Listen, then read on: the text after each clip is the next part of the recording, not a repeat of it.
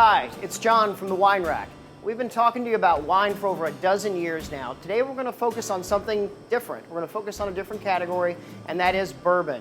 It's an exciting time for the bourbon industry.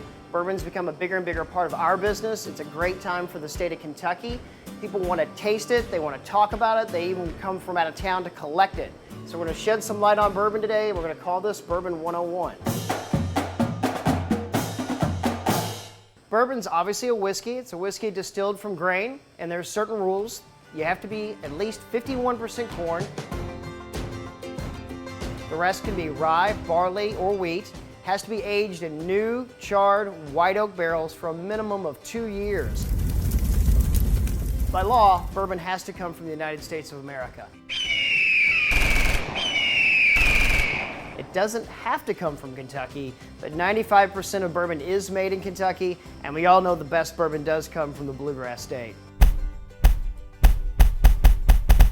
Most bourbons are mixes of very large quantities of bourbon, lots of barrels, hundreds, even thousands of barrels, blended together to get a consistent level of quality. Some great examples of large production bourbons would be Old Forester, Buffalo Trace, or Old Grandad 114 made by Jim Beam. So the next level up in the bourbon hierarchy would be the small batch category. But what does small batch mean? Well, unfortunately, there's not an exact number of barrels that have to be designated to make a small batch, but it's a range. Most distilleries use between 10 and 100 barrels, with 20 being a good average. So some great examples of small batch bourbons would be Larceny made by Heaven Hill, Maker's Mark 46 from obviously Maker's Mark, and Knob Creek made by Jim Beam.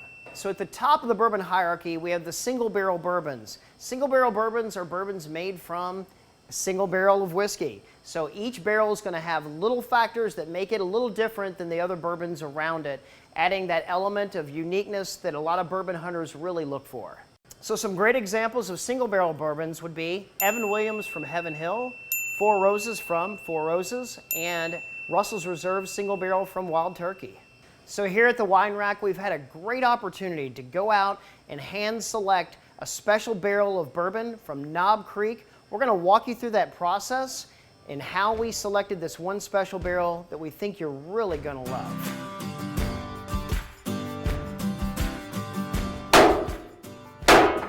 We will have the opportunity today to select one barrel from 3 that have been selected from our master distiller, to see the different nuances that come with depending on where a barrel aged, what floor, what depth of the house, and how old it is. Knob Creek is distilled a little bit lower than a lot of our other brands. By distilling it lower, you can serve a lot of flavor within the whiskey. And that whiskey is only aged in a traditional style rickhouse, never on the bottom floor of a house and never on the top floor of a house. We allow that bourbon to age more concentrated in the middle of the house, so it maximizes flavor. It maximizes the ability to go into the barrel and out of the barrel. So this whiskey is going to be one of a kind. You're getting minimum 9-year-old bourbon at 120 proof. You're very close to barrel strength. Not a lot of water has been added. You're really enjoying the full flavor. This barrel is over 11 years old. Yeah. And it's been aging in warehouse D.